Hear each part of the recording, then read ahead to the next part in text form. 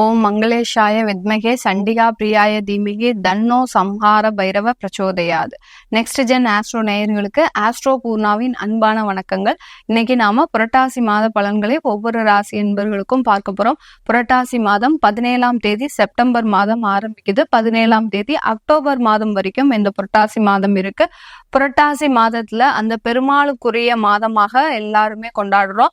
அந்த பெருமாளினுடைய அருள்கடாட்சம் இருக்கும்போது நம்மளுடைய வீட்டுல லக்ஷ்மி வாசம் செய்யும், அதாவது மகாலட்சுமி வாசம் செய்யும். செல்வ வளங்களுடன் எல்லா காசு மட்டும்தான் ஒரே ஒரு வாழ்க்கையா அப்படின்னு கேட்டா கிடையவே கிடையாது.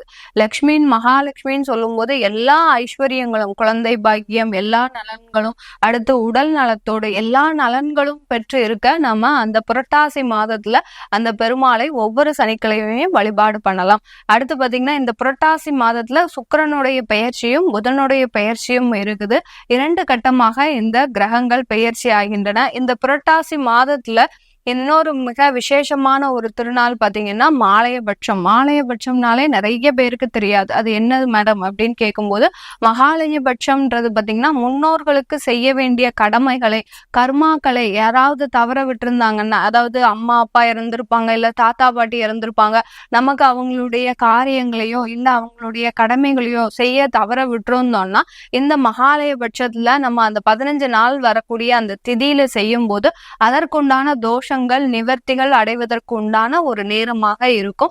இந்த புரட்டாசி மாதத்துல அந்த மாலையபட்சம் முன்னோர்களினுடைய கர்மாக்கள் தீரக்கூடிய அந்த நாட்கள் கழிந்த உடனேயே அடுத்து அம்மனுடைய ஒரு மாதமாக தான் இந்த புரட்டாசி மாதம் கொண்டாடப்படுகிறது. என்ன அப்படின்னு பார்த்தோம்னா நவராத்திரி ஆரம்பமாகிறது. இந்த நவராத்திரி பார்த்தீங்கன்னா அக்டோபர் மாதம் 3ஆம் தேதி ஆரம்பமாகுது. 2ஆம் தேதி மகாலய அமாவாசை வருது. இந்த அமாவாசை பாத்தீங்கன்னா இந்த மாதத்துல பாத்தீங்கன்னா சூரியனும் சந்திரனும் கேதுவோடு சேர்ந்து இருக்கும் போது இது கிரகணமாக நிர்ணயிக்கப்படுகிறது. இந்த கிரகணம் நம்ம எதுக்கு பாதிக்கப்படுமான்னு கேட்டீங்கன்னா எந்த விதமான பாதிப்பும் கிடையாது. ஆனா கோள்கள் மூலமாக அந்த 2 கிரகங்களும் கேதுவோட சேர்ந்து இருக்கும் போது இந்த அமாவாசை மிக சிறப்பு வாய்ந்த அமாவாசை. இன்று எப்போதுமே நம்ம நவராத்திரி ஆரம்பிக்கும் போது அமாவாசையில தான் ஆரம்பிப்போம். ஆனா இந்த தடவை பாத்தீங்கன்னா உங்களுக்கு கிரகணத்தோட ஆரம்பிக்கிறதுனால நீங்க மறுநாள் பிரதமை அன்னைக்கு அந்த பிரதமை முடிஞ்சதுக்கு அப்புறம் மாலை பொழுதுல 6 மணிக்கு மேலேயோ இல்ல 8 மணிக்கு மேலேயோ ஒரு கலசத்தை மாத்திரம் வச்சு உங்க வீட்டுல அந்த நவராத்திரியான ஒரு மிக சிறப்பு வாய்ந்த ஒரு விசேஷத்தை நீங்க உங்க வீட்டுல ஆரம்பிக்கலாம். இந்த நவராத்திரி எப்போ முடியுது அப்படின்னு பார்க்கும்போது இந்த நவராத்திரி ஆகப்பட்டது உங்களுக்கு 12ஆம் தேதி விஜயதசமியோட அந்த நவராத்திரி ஆகப்பட்டது முடிவுக்கு வருது. அடுத்து திரும்ப இந்த மாதத்துல இன்னும் ஒரு சிறப்பு ஒரு பூஜை பண்றதுக்கு உகந்த நாள் பாத்தீங்கன்னா பௌர்ணமி 2 நாட்களாக வருது. 17 மாதமும் அடுத்து 17 அக்டோபர் மாதமும் 2 நாட்கள் இந்த புரட்டாசி மாதத்திலேயே வருது. அதிகமான கடன் இருப்பவர்களோ எல்லா ராசி என்பவர்களும் அதிகமான கடன் இருக்கு, அதிகமான தடைகள் தாமதங்கள் இருக்கு, குடும்பத்துல சில பிரச்சனைகள் இருக்கு அப்படின்னு நினைக்கக்கூடியவர்கள் இந்த புரட்டாசி மாதத்துல வரக்கூடிய அந்த பௌர்ணமி அன்னைக்கு சத்யநாராயண பூஜை பண்ணி வழிபாடு பண்ணுங்க. கண்டிப்பா உங்களுடைய கடன் தொந்தரவுல இருந்து விலகுவதற்கும் உங்களுடைய தோஷங்களிலிருந்து நிவர்த்தி ஆகுவதற்கும் உண்டான ஒரு சரியான ஒரு நேரமாக தான் இருக்க போது இந்த புரட்டாசி மாதம். இந்த புரட்டாசி மாதத்துல என்னென்ன மாதிரியான ஒரு மாற்றங்கள் ஒவ்வொரு ராசி என்பர்களுக்கும் கிடைக்க போகுதுன்றத நம்ம இந்த பதிவுல தெளிவா பார்க்க போறோம். ரிஷப ராசி என்பர்களுக்கு இந்த புரட்டாசி மாத கிரக அடைவுகள் அப்படின்னு பார்க்கும்போது ராசியிலேயே குரு பகவான் 2ஆம் இடத்துல, செவ்வாய் பகவான் 4ஆம் இடத்தில், புதன் பகவான் 5ஆம் இடத்தில், சூரியன் சுக்கிரன் கேது, அடுத்து 10ஆம் இடத்தில் அந்த சனி வக்ரமாக இருக்கிறார், 11ஆம் இடத்தில் ராகு பகவான். இதுதான் இந்த ரிஷபராசி அன்பர்களுக்கு புரட்டாசி மாதத்துல கிரக அடைவுகள். இந்த ராசியிலேயே இருக்கக்கூடிய அந்த குரு பகவானால இந்த ரிஷபராசி அன்பர்கள் கடந்த ஒரு 4 மாதமாக தேவையில்லாத அவமானங்கள், தேவையில்லாத ஒரு கெட்ட பெயர்கள், இந்த மாதிரியான, ஏன்னா குரு நமக்கு நன்மை தானே செய்வாரு அப்படின்னு நினைச்சிட்டே இருக்கக்கூடிய இந்த ரிஷபராசி என்பவர்கள் திடீர்னு இருந்தாப்புல உங்களுடைய வாழ்க்கையை பாத்தீங்கன்னா புரட்டி போடக்கூடிய ஒரு சூழ்நிலைக்கு ஆளாகி இருக்கிறீங்க. கடந்த ஒரு ஏப்ரல் மாதத்திலிருந்தே இந்த ரிஷபராசி என்பவர்கள் ஒரு வீடு இடமாற்றம் செய்யறது, அடுத்து பாத்தீங்கன்னா தொழில அப்படியே நீங்க என்னமோ நினைச்சீங்க ஆனா தொழில ஒரு மூட வேண்டிய ஒரு சூழ்நிலைக்கு ஆளாகிட்டீங்க. அந்த தொழில நம்ம நல்லா செய்யணும் அப்படின்னு நினைச்சுக்கிட்டே இருந்த ரிஷபராசி என்பவர்கள் என்பவர்கள் இந்த மே மாதம் ஜூலைல எல்லாம் பாத்தீங்கன்னா அந்த தொழிலே நம்ம பரவாயில்ல மூடிடலாம் அப்படின்ற அளவிற்கு உங்களுடைய எண்ணமாகப்பட்டது முழுவதுமாக ஒரு எதிர்மறையாக போகின்ற ஒரு சூழ்நிலைக்கு ஆளாகி இருக்கிறீங்க இந்த ரிஷபராசி என்பர்கள். இந்த ரிஷபராசிக்கு அதிபதியாகப்பட்ட அந்த சுக்கிரனாகப்பட்டவர் உங்களுடைய ராசிக்கு பூர்வ புண்ணிய ஸ்தானத்துல பயணிக்கிறார். அடுத்து மாதத்தின் பிற்பகுதியில பாத்தீங்கன்னா இந்த புரட்டாசி மாதத்துல இந்த ரிஷபராசி என்பர்களுக்கு ராசி அதிபதி 6ஆம் இடமான ருணரோக சத்ருஸ்தானத்துல பயணிக்க போறார். இந்த ருணரோக சத்ருஸ்தானத்துல பயணிக்கும் போது இந்த ரிஷபராசி என்பர்களுக்கு நிறைய பேருக்கு பாத்தீங்கன்னா இந்த புரட்டாசி மாதத்துல வேலைகள் கிடைக்கக்கூடிய ஒரு நேரமாக இருக்க போகுது. வேலை வாய்ப்புகள், அதாவது நிறைய ரிஷபராசி என்பர்கள் வேலை இழப்புகள் சம்பந்தமாக நிறைய ஒரு வாழ்க்கையில தன்னுடைய வாழ்வாதாரத்தையே இழக்கக்கூடிய ஒரு நிலைமைக்கு ஆளாகி இருக்கிறீங்க. ஏன்னா எவ்வளவோ மாதம் நீங்க சேமிச்சு வைத்த பணத்தை எல்லாத்தையுமே கடந்த ஒரு 6 மாதமாக செலவழிச்சு வந்தாச்சு. ஆனாலும் இப்பவும் ஒன்னும் செலவு பண்றதுக்கு எதுவுமே இல்லை. ஏன் இந்த மாதிரி உங்ககிட்ட எந்த விதமான ஒரு சேமிப்பும் இல்லை அப்படின்னு பார்க்கும்போது இந்த ரிஷபராசி அன்பர்கள் நீங்க எப்போதுமே உங்களை சார்ந்தவர்களுக்கு, உங்களுடைய உறவினர்களுக்கு, உங்களுடைய சகோதரிகளுக்கு எப்போதுமே ஒரு தாராளமாக செய்யக்கூடிய ஒரு மனது இருக்கக்கூடியவர்களாக தான் இந்த ரிஷபராசி அன்பர்கள் இருக்கிறீங்க.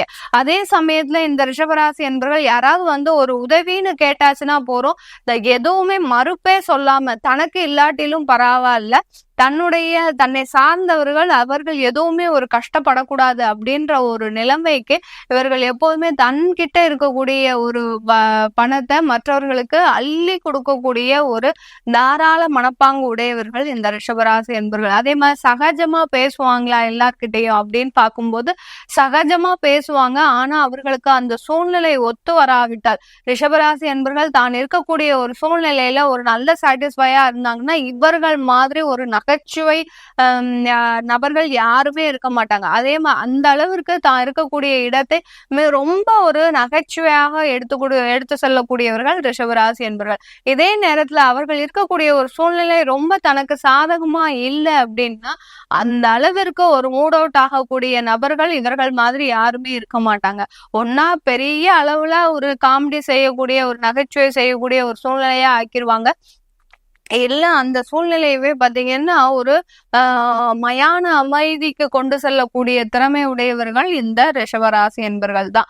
அந்த அளவிற்கு தன்னுடைய வாழ்க்கையில ஒன்னா சந்தோஷமா இருக்கணும், இல்ல ரொம்ப மூழ்கிடணும், கவலையிலேயே மூழ்கிடணும் அப்படின்னு தனக்குள்ளே ஒரு வட்டத்தை வைத்து கொண்டு வாழ்க்கையை நடத்துபவர்கள் இந்த ரிஷபராசி என்பர்கள். இப்படிப்பட்ட இந்த ரிஷபராசி என்பர்களுக்கு தொழில்ல நிறைய கடன்கள் இருக்குங்க. நான் சொன்ன மாதிரி முதல்லயே சொல்ல மாதிரி இந்த நிறைய கடன்கள் இருக்கக்கூடிய இந்த ரிஷபராசி அன்பர்கள் தொழிலானாலும் சரி, பர்சனல் லோன், வேலை செய்கின்றவங்கன்னா பர்சனல் லோன் நிறைய வச்சிருக்கிறீங்க, கிரெடிட் கார்டு, இந்த மாதிரியான ஒரு விஷயத்துல அதிகமான ஒரு கடனை வைத்திருப்பவர்கள்னா இந்த ரிஷபராசி அன்பர்கள் தான். அதே சமயத்துல இந்த ரிஷபராசி அன்பர்கள் குழந்தைகள் மூலமாக அதிகமாக அவமானப்படுறீங்க.